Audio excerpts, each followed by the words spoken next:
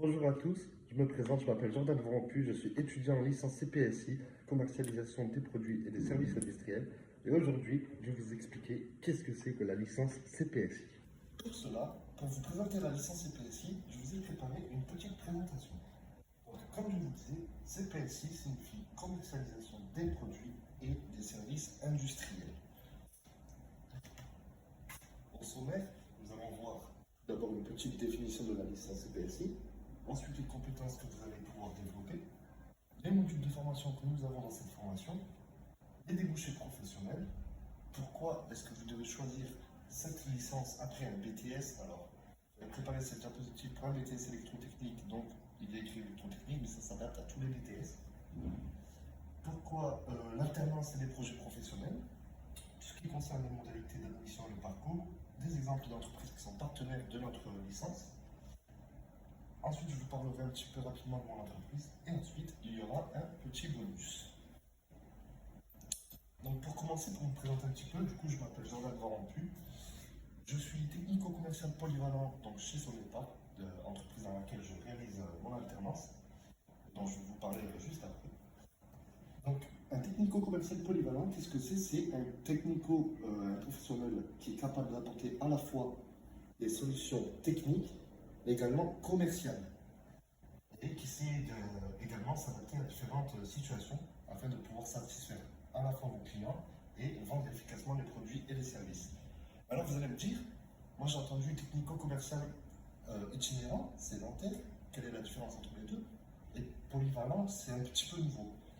Alors pour ça, pour vous l'expliquer assez rapidement, on a le technico-commercial, donc TCP, le technico-commercial polyvalent. Donc c'est mon rôle à moi. Donc je vais à la fois agir sur le terrain et à la fois agir directement en agence. Le technico-commercial itinérant, lui, sera toujours en déplacement. Donc par exemple, si le client préfère qu'on aille le voir directement sur chantier ou dans son entreprise, eh bien, nous nous y rendrons sur place. Le TCS, le technico-commercial sédentaire, lui, au contraire, reste du coup plutôt en agence. Donc pour vous définir un petit peu cette licence CPSI, c'est une formation qui est spécialisée, comme je vous ai mis ici, dans la commercialisation des produits et des services industriels. Donc on a plusieurs secteurs. On a, donc, comme vous voyez, le secteur industriel, la gestion des ventes et tout ce qui est services associés aux produits industriels. Le public cible de cette licence, ce sont donc des étudiants, comme vous qui êtes en BTS, ou comme d'autres étudiants, si vous n'êtes pas en BTS, ça peut aussi vous concerner, mais la principale cible de cette licence, ce sont des étudiants avec une capacité déjà technique et qui souhaitent donc du coup développer évidemment leurs compétences commerciales. Si je peux vous donner un petit conseil pour cette licence, il faut que vous montrez déjà que vous êtes motivé dans un premier temps. Il faut que vous n'hésitiez pas à vanter votre aisance à l'oral. Vous êtes quelqu'un qui est à l'aise à l'oral, vraiment il ne faut pas hésiter à le dire. Et il faut également mettre en avant vos qualités et les activités extrascolaires que vous réalisez en dehors des études, peu importe le domaine. Alors qu'est-ce que j'entends par là? Vous êtes quelqu'un qui aime bricoler, vous êtes quelqu'un qui aime être en contact des gens, qui est dans une association, que vous ayez fait un service civique, que vous fassiez un sport, par exemple de la boxe comme moi, il ne faut pas hésiter à le mettre en avant parce que ça peut, le fait par exemple avec la boxe que je fasse de la compétition, ça montre que j'ai un aspect compétitif et que j'ai une bonne mentalité pour cette licence. Donc les compétences que nous allons développer, ça va être des connaissances à la fois techniques, parce que même si on sont des BTS comme moi, électrotechnique, on connaît les produits un petit peu sur le bout des doigts, mais pas assez en détail. Donc là, vraiment, on va apprendre à connaître parfaitement le produit. Mais on va également avoir de la gestion de projet et apprendre à connaître un petit peu toutes les technologies industrielles. Et également, du coup, les compétences commerciales. Alors, les compétences commerciales, ça va être tout ce qui est négociation, tout ce qui est marketing industriel, tout ce qui est communication professionnelle et tout ce qui est gestion de la relation client. Donc les modules de formation, ici sont un peu généralisés. Mais je vais vous présenter un peu plus en détail juste après. Donc on a tout ce qui concerne le marketing industriel, les stratégies commerciales, la gestion de la relation client et le management de projet. Mais pour la faire plus en détail, voici les cours que nous avons. Donc nous avons le marketing direct et gestion de la relation client, les outils d'aide à la décision, la gestion de l'activité commerciale. Ici, c'est une classe qui concerne uniquement nos notes. Ici, nous avons informatique, les cours d'informatique, donc où on va apprendre à faire du Word, de l'Excel, tout ça. Cours d'économie. Donc, excusez-moi pour la petite coupure. Donc, nous avons également des cours d'économie générale, d'expression et communication, PPP, qualité et achat, distribution, fondamentaux du marketing, psychosociologie appliquée à la vente, technique de vente et de négociation et fondamentaux du marketing. Bon, je ne vais pas vous le présenter en détail ce qu'on fait dans chaque cours, parce que ce n'est pas le but aujourd'hui, vous allez le découvrir lorsque vous serez dans la licence CPSI. Mais voilà, dans l'idée, ce ne sont plus des cours magistraux comme vous les connaissez en BTS au lycée, ce sont plutôt des travaux pratiques, des travaux en groupe avec donc, vos collègues, ce qui est plus sympathique dans l'idée et qui est quand même, je trouve, plus facile pour retenir les choses et plus évidentes. Donc pour ce qui est des débouchés professionnels, ici je vous ai mis les. Évidemment, il y en a énormément. Mais je vous ai mis ici les trois principaux métiers qui sont visés après cette licence CPSI. Donc on a tout d'abord le métier de chargé de projet. Donc, le chargé de projet, c'est celui qui est chargé de la coordination des projets techniques et commerciaux. On a le métier également de responsable des ventes, donc c'est celui qui va venir gérer l'équipe commerciale dans le secteur industriel. Et le métier de commercial industriel, donc celui qui va s'occuper des ventes de solutions techniques aux entreprises. Encore une fois, je ne vais pas rentrer en détail, ce n'est pas le but de la licence de vous apprendre chaque métier, mais vous pouvez toujours vous renseigner et je vous invite à vous renseigner. Donc pourquoi est-ce que vous devez choisir cette licence après un BTS? Alors toujours pareil, ne calculez pas l'électrotechnique. J'ai mis électrotechnique parce que je vais présenter cette diapositive à des BTC électrotechnique, je me répète encore une fois. Mais du coup, évidemment, il y a l'évolution, parce que du coup, vous allez avoir la possibilité de poursuivre vers des masters qui sont spécialisés dans tout ce qui est vente, marketing, tout ça. Il y a les opportunités, parce que vous allez pouvoir avoir un accès à des postes à responsabilité dans l'industrie automatiquement.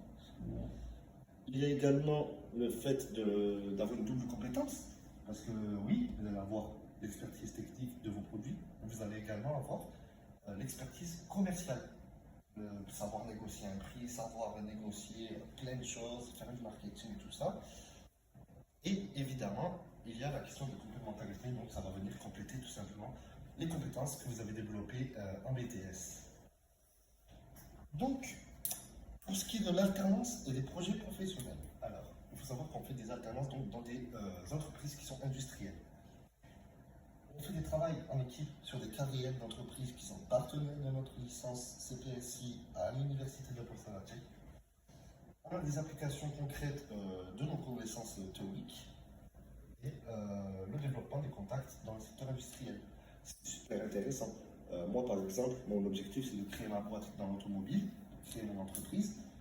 Et dans ma classe, j'ai la chance d'avoir un très bon collègue à moi qui est justement chez Debar Automobile, donc dans le domaine de l'automobile, et à qui je peux poser des questions, auprès de qui je peux me renseigner.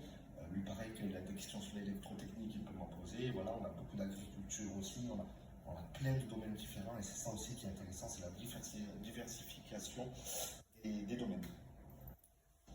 Pour ce qui est des modalités d'admission et du parcours, il y a des prérequis de Bac+2 technique. Parce que du coup, c'est une licence professionnelle, un Bac+3 que vous préparez, que vous aurez fini cette licence, vous serez diplômé d'un Bac+3.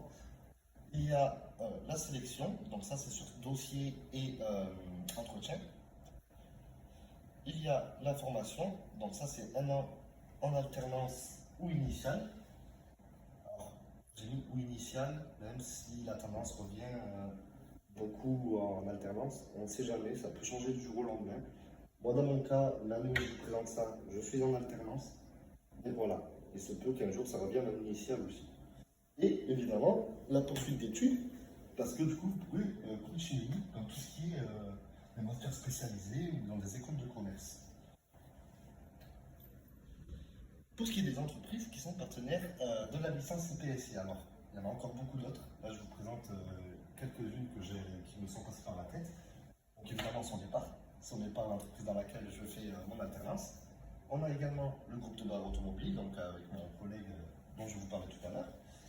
Pour les équipements, Pemax, Couleur Soleil, donc de l'isolation par l'extérieur, et John Deere.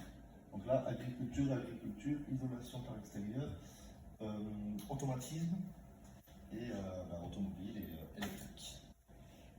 Si vous cliquez sur les petits doigts que je vous ai mis ici, vous aurez un détail de chaque entreprise que je vous ai mis. Alors, résumé de ce qu'ils font, de qui ils sont, le lien de leur site internet, voilà, vous aurez vraiment quelques informations qui peuvent vous être utiles pour, si vous voulez, pour enseigner, pour travailler chez eux. Et donc maintenant, on en vient à la partie où je présente Sonepar. Alors Sonepar, c'est quoi? C'est l'entreprise dans laquelle je réalise mon alternance. Donc nous sommes les leaders mondiaux sur le marché de la vente de matériel électrique. En France, au niveau national, nous sommes uniquement challenger. Nous sommes derrière Excel, donc qui sont nos principaux concurrents. Mais au niveau mondial, voilà, on est quand même leader. Donc, Sonepar, qu'est-ce que c'est en bref? Sonepar, c'est d'abord des chiffres assez costauds. Alors là, comme vous pouvez voir, vous avez 45 000. Alors 45 000 quoi? C'est 45 000 collaborateurs au sein de l'entreprise de Sonepar, qui sont répartis sur plus de 40 pays différents et sur les différents continents qui existent. Donc c'est une présence totale et qui n'est pas des moindres, comme je l'ai précisé ici. Et on a également 25 milliards. Alors 25 milliards, ça concerne le chiffre d'affaires de Sonepar en 2023. C'est le dernier que nous avons enregistré. Donc voilà, c'est des données qui sont accessibles, vous pouvez vérifier. C'est le chiffre d'affaires de Sonepar. 85%, 85% c'est 85% des collaborateurs qui sont investis dans leur travail, qui sont heureux de se lever le matin et de dire je vais travailler chez Sonepar.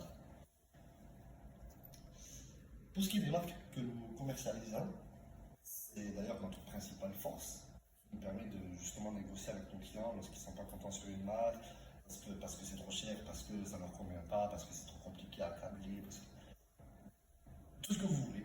Vous pouvez imaginer tout ce que vous voulez. Et nous, justement, on peut jouer sur ça, sur le fait qu'on a une multitude de marques assez costauds. Alors, on a les marques principales, il y en a certaines que vous connaissez sûrement, par exemple le Grand Schneider électrique, la marque Atlantique, vous devez connaître, Energizer pour les piles, Philips, après voilà, il y en a peut-être que vous ne connaissez pas, comme Phoenix Contact, Trifilard, si vous n'êtes pas du domaine électrique, vous ne connaissez pas forcément. Et les marques partenaires, donc par exemple ABB, BEG, Delta Nord, Le Grand Nez Cable Management, donc, qui est une filiale de Legrand, les Benoît, Rayphone, voilà, il y a pas mal de marques qui sont qui sont partenaires de Sonepar. Et dans les marques principales, il y a trois marques qui ont été créées par Sonepar. Donc on va retrouver TradeForce. TradeForce, c'est tout ce qui est outillage et équipement. On a ChargePoint, ça va être tout ce qui est prise de recharge de voitures électriques, de véhicules électriques. Et on a Lit by Capti. Donc là, c'est une marque qu'on a créée qui va venir sur l'éclairage. Excusez-moi de la coupure encore une fois. Donc, voici ici des choses utiles à connaître avant d'arriver en CPSI. C'est des informations que je partage de vous partager, que je décide de vous partager, pardon, qui pourront vous donner un petit tour d'avance avant d'arriver en licence CPSI. Il y a tout d'abord ce qu'on appelle le SONCAS. Donc, c'est des choses que vous apprendrez encore plus en détail. Là, vraiment, je vous le fais en résumé.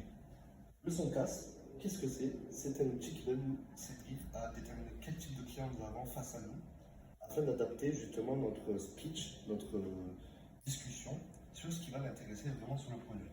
Donc, SONCAS, ça veut dire sécurité, orgueil, nouveauté, confort, argent. Alors là, il y a encore écrit sécurité, mais c'est sympathique, et environnement. Par exemple, un client qui est axé sur la nouveauté, si je lui présente un radiateur électrique, je ne sais pas moi, de la marque Thermor, je ne vais pas lui sortir la fiche technique grande comme ça et lui dire ah non, il a tant d'ampérage, tant de. Non, ça ne sert à rien, ça ne va pas l'intéresser. Donc, je vais m'appuyer sur tout ce qui est nouveauté. Par exemple, tout ce qui est high-tech, tout ce qui est connecté. Voilà, le radiateur, vous pouvez le gérer à distance sur votre téléphone, par Wi-Fi. Et ça, vraiment, ça va intéresser le client. Et du coup, la discussion sera plus facile et la négociation aussi. Le PESTEL, c'est le macro-environnement. Ça aussi, vous l'apprendrez. Il y a le micro-environnement et le macro-environnement de l'entreprise. Donc, le PESTEL, 5 lettres, encore une fois, l'anonyme, 6 lettres. Ça signifie politique, économique, sociale, technologique, environnementale et législative. Donc c'est tout ce qui est politique, tout ce qui est économique, etc., qui peut jouer sur votre entreprise. Donc là, c'est vraiment l'extérieur de l'entreprise, le macro-environnement. Le micro-environnement, c'est encore autre chose. Donc ça, c'est des choses que vous pouvez apprendre d'avance pour avoir un petit tour d'avance. Évidemment, il y a l'organisation. Il faut être très organisé. Alors, je le dis pour la CPSI, mais c'est valable pour tellement de domaines et finalement pour la vie de tous les jours. Sans organiser, puis sans trouver les choses facilement, on perd de temps. On a également les outils informatiques qu'il faut savoir maîtriser à la perfection, je dirais peut-être pas à la perfection, mais il faut savoir bien les maîtriser. Tout ce qui est PowerPoint, tout ce qui est Word, tout ce qui est Excel, c'est super important. Votre mémoire en CPSI, vous allez le réaliser avec Word. Vos présentations, vous allez les faire avec PowerPoint par exemple. Vous n'êtes pas obligé, mais voilà. Voilà. C'est important de savoir maîtriser ces outils-là parce que vraiment on s'en sert tous les jours et de plus en plus finalement avec tout ce qui arrive comme technologie. Il y a également l'anglais. L'anglais c'est super important. Moi-même qui suis bon en anglais, c'est des mots finalement que nous apprenons cette année que je n'avais jamais appris parce que je n'avais jamais fait de commercial avant. J'étais en électrotechnique et avant ça dans un bac STI 2D avec l'option architecture et construction, donc il n'y avait vraiment rien à voir. Donc c'est des mots nouveaux. Et tout simplement, on se rend compte que si on n'apprend pas, eh bien, on est très vite perdu. Même moi qui, de base, suis quand même assez bon en anglais.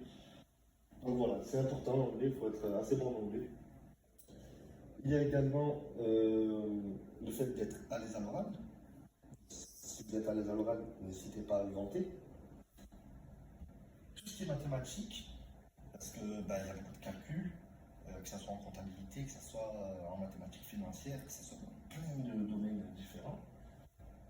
Et évidemment, la culture générale. Il faut suivre les informations, que ce soit à la télévision, sur votre téléphone, dans les journaux, où vous voulez, mais des informations fiables et avoir une bonne culture générale finalement. Donc voilà. Et ici, à cette calendrier, vous n'allez peut-être pas bien le voir à la caméra, mais donc voilà, tout ce qui est en bleu, ce sont les périodes d'entreprise, et tout ce qui est en vert, ce sont les périodes où nous sommes à l'IUT. Par exemple, en septembre, on avait 3 jours au début d'IUT, tous à l'entreprise, donc 2 semaines et 2 jours. Ensuite, 2 semaines complètes d'IUT, et voilà, en jaune, c'est les examens, donc ici le 26 juin, et les soutenances, donc le 25 avril, le 25 juin et le 28 juin, par exemple. Ça va sûrement changer quand ça sera vous, mais voilà. Donc l'idée, c'est à peu près ça notre emploi du temps. Donc c'est pas demande entreprise, demande école, demande entreprise, non, c'est vraiment dispatcher école entreprise. Et donc voilà, je vous remercie de m'avoir écouté. Et si vous avez plus de questions sur la licence CPSI, je vous invite à me contacter via directement mon email ou tout simplement les réseaux qui s'afficheront. Je vous remercie de m'avoir écouté et j'espère que cette présentation vous aura servi.